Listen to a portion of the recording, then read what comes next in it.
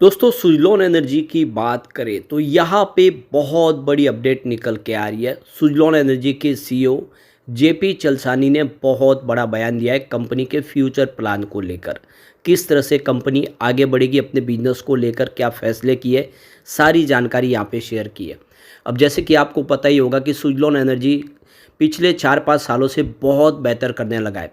2020 के पहले जो कंपनी बिल्कुल डूबने की कगार पे थे और सारी बैंकें, लगभग 14 बैंकें तकाजा कर रही थी कि हमें हमारा पैसा चाहिए। उस समय सरकार ने बड़ी मदद की और सारे पैसे का जो टेंशन था वो ख़त्म किया सरकार ने।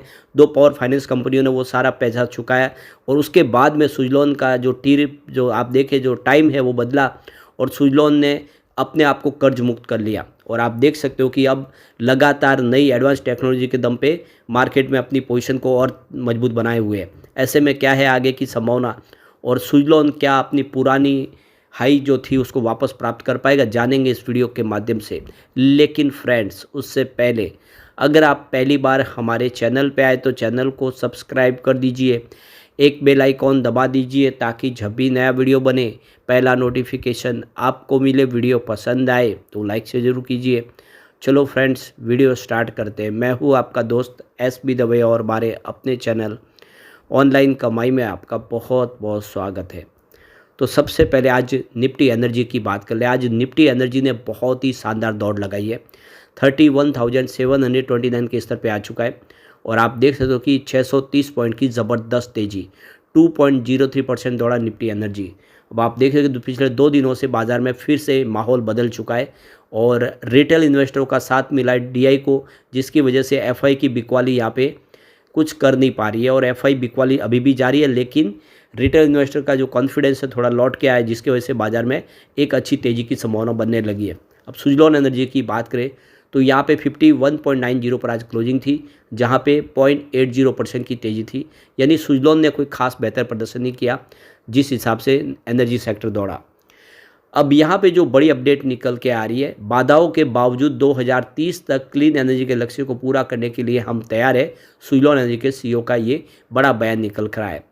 तो भारत 2030 तक 500 गीगावाट रिन्यूएबल एनर्जी के लक्ष्य को प्राप्त करने की दिशा में आगे अपनी पूरी रफ्तार से बढ़ रहा है। सुजलॉन एनर्जी के सीईओ जेपी चलसानी ने ये बात कही है। सुजलॉन एनर्जी के सीईओ ने एनडीटीवी प्रॉफिट के साथ में बातचीत में कहा है कि बिजली खरीदी समझौते यानी पीपीएस के इंडस्ट्री प्लेयर के तिमाही प्रदर्शन में मंदी एक अस्थायी प्रवृत्ति हो सकती है और ये लंबे समय से इस क्षेत्र को प्रभावित नहीं करेगी। यानी जो मंदी है उसका दौर बहुत जल्द खत्म होगा और अच्छी शुरुआत फिर होगी। कैपेसिटी बिल्डिंग के बारे में उन्होंने कहा है कि भारत के 2030 तक 100 गीगावाट विंड एनर्जी के टारगेट के लिए प्रति वर्ष 10 गीगावाट रन रेट की आवश्यकता है। लेकिन वर्तमान में प्रगति आने वाले वर्षों में ये प्रति वर्ष 7 गीगावाट के पहुंचने के संकेत दे रही है। यानी चाहिए रन रेट 10 की, लेकिन फिलहाल 7 की गीगावाट की ही रन रेट के हिसाब से संकेत आ रहे हैं। इसको बढ़ाना होगा। सुजलॉन अपनी पूरी कोशिश कर रहा है कि इस रन रेट को प्राप्त किया जाए। सुजलॉन क्योंकि इस सेक्टर की लीडर कंपनी है, उनका जिम्मा ज़्यादा है। तो सुजलॉन ग्रुप के सीईओ जेपी चलसानी ने कहा है कि क्वार्टरली परफॉर्मेंस में अस्थायी गिरावट पावर सेक्टर के लिए लॉन्ग रन में कोई बड़ी चिंता का विषय नहीं है। आने वाला जो समय है वो बेहतर रहता हुआ दिखाई देगा। फिलहाल अस्थायी तौर पे ये गिरावट है। उन्होंने कहा है कि हमें लगता है कि टारगेट 80 से 90 गीगावाट के बीच हो सकता है, यानी 100 गीगावाट से थोड़ा दूर रह सकता है, जिसे हम प्राप्त कर पाएंगे। हमारे पास अभी भी 2032 और 2047 के लक्ष्य है, यानी बड़े लक्ष्य बाकी है। केवल एक चीज़ है, इसकी रफ्तार को बढ़ाना है, वो है निरंतर बनाए रखना और ऐसा करने से विंड सेक्टर अगले कुछ दशकों तक बढ़ता रहेगा।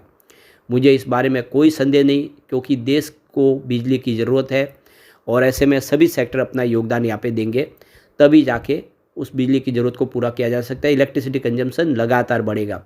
तो कुछ अस्थायी निराशाएं हो सकती है। लोग कहते रहते हैं कि चीज़ें आगे नहीं बढ़ रही है, लेकिन लॉन्ग टर्म में मुझे कोई चिंता नहीं दिखती। यानी जेपी चलसानी बहुत ज़्यादा इस समय आशावान है और बिजनेस को लेकर। सुजलॉन की दुनिया भर में 20,940 मेगावाट से अधिक की इंस्टॉल्ड कैपेसिटी है और इसमें 13,070 से अधिक पवन टरबाइन जनरेटर स्थापित किए हुए हैं। जेपी चलसानी ने ये भी कहा है कि ऑफशोर विंड एनर्जी के लिए एक लॉन्ग टर्म लक्ष्य है, लेकिन अगले 5 वर्षों के लिए फोकस ऑनशोर विंड टर्बाइन व्यवसाय पर बना हुआ है। कंपनी की योजना 2030 तक ऑफशोर विंड प्रोडक्शन में ट्रांसफ़र होने की है। कंपनी की ऑर्डर बुक पर एक सवाल का जवाब देते हुए उन्होंने कहा कि हमारी मौजूदा ऑर्डर बुक एक दिवसीय मैच की तरह हो गई है। आप किस समय की बात करें, इसके आधार पर स्कोर बदलता रहता है। जैसा कि हम बात कर रहे हैं, मुझे लगता है हमारा स्कोर लगभग 200 मेगावाट हो गया है। कंपनी की विस्तार योजनाओं और विकास योजनाओं पर टिप्पणी करते हुए उन्होंने कहा है कि क्लीन एनर्जी फर्म का प्राथमिक उद्देश्य अपने बाजार की हिस्सेदारी बढ़ाना नहीं है, बल्कि अपनी मैन्युफैक्चरिंग क्षमता को 80 से लेकर 90% प्रदान करना है। जब हम भारतीय बाज़ार को देखते हैं तो हमारे लिए ये बहुत अच्छा लगता है। हमने अपनी मैन्युफैक्चरिंग क्षमता को 4.5 गीगावाट तक बढ़ा दिया है, जिसे हम और आगे बढ़ा सकते हैं। हमारा लक्ष्य बाज़ार हिस्सेदारी नहीं होना चाहिए, बल्कि ये होना चाहिए कि क्या हम अपनी मैन्युफैक्चरिंग क्षमता को 80 से 90% से अधिक पहुंचा सकते हैं, यानी जितनी हमारी क्षमता है उसको हम बढ़ाना है। तो कुल मिला के देख सकते हो कि जेपी चलसानी का ये जो बयान है, इसके कई मायने हैं। कंपनी आने वाले समय एग्रेसिव तरीके से अपने बिजनेस में आगे बढ़ेगी और काफ़ी सारा कुछ अचीव करने को बिल्कुल कंपनी तैयार है। नई लेटेस्ट टेक्नोलॉजी के माध्यम से कुछ मैन्युफैक्चरिंग कैपेसिटी में और वृद्धि हो रही है। दमन का जो प्लांट है इनका काफ़ी एडवांस हो चुका है और आने वाले समय में काफ़ी बड़ी अपॉर्चुनिटी इस समय सुजलॉन के लिए। सुजलॉन के लिए एक बड़ी अपॉर्चुनिटी और है। सरकार ने रीपावरिंग पॉलिसी लाई है, यानी जो पुरानी विंड टर्बाइन है उसको बदलना है या फिर उसको रिपेयरिंग करना है। रिप्लेस करे या रिपेयरिंग करे, लेकिन उसको फिर से काम के लायक बनाए। ये बड़ा बिजनेस है और आप देख सकते हो कि करीब इसमें 40,000 करोड़ की अपॉर्चुनिटी है, यानी एक बहुत बड़ा बाज़ार मिल सकता है ये जो ओल्ड रिप्लेसमेंट विंड मिल्स का है सुजलॉन को। क्योंकि 80-90 की दशक की ये जो सुजलॉन के लिए अपॉर्चुनिटी है, क्योंकि इनके हाथों से ही बहुत सारी विंड टर्बाइन लगाई गई जो पुरानी हो चुकी है, जिनसे ज़्यादा बिजली का निर्माण नहीं हो पा रहा है, उनको रिपेयरिंग करना है। इनके पास वो अनुभव है और ऑलरेडी कंपनी सर्विस मेंटेनेंस का काम करती है।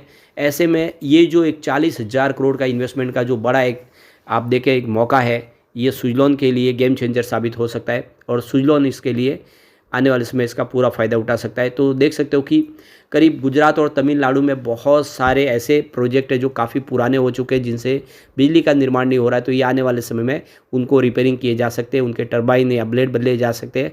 सुजलॉन इस मौके का पूरा फ़ायदा उठाएगा। ऐसे में आने वाले समय सुजलॉन में उम्मीद बेहतर दिखाई दे रही है और कंपनी के बिजनेस से भी ये बात समझ में आ रही है। अगर आप रिवेन्यू प्रॉफिट देखें तो लगातार बढ़ने लगा है। 2020 में जहाँ पे कंपनी का रिवेन्यू मात्र 3,000 करोड़ के आसपास था, वो लगातार बढ़ते हुए 2024 में 6,568 करोड़ तक पहुंच गया। यानी 2020 के मुकाबले 2024 में कंपनी का रिवेन्यू लगभग डबल हो चुका है। ये इसकी एक बड़ी जीत है, काफ़ी बेहतर किया है। कोरोना के बाद कंपनी के लिए एक गोल्डन अपॉर्चुनिटी दिखाई दे रही है। यहाँ पे 2020 में कंपनी भारी भरकम लॉस में थी, करीब 2,691 करोड़ का कंपनी को लॉस था। 2021 में एक बार कंपनी प्रॉफिट में आई थी 100 करोड़ के, लेकिन 2022 में कंपनी फिर से लॉस में चली गई 166 करोड़ के। 2023 में जरूर कंपनी को 2,887 करोड़ का भारी भरकम प्रॉफिट हुआ था, लेकिन ये एक्स्ट्रा इनकम आई थी जो कंपनी की पुरानी आउटस्टैंडिंग थी उसकी वजह से। जो रियल प्रॉफिट 2024 का है वो 660 करोड़ का है, जो काफ़ी ज़बरदस्त है। कहाँ पे तो देख सकते 2020 में कंपनी को 2700 करोड़ का भारी भरकम लॉस था, उसकी जगह पे कंपनी आ गई है प्रॉफिट में।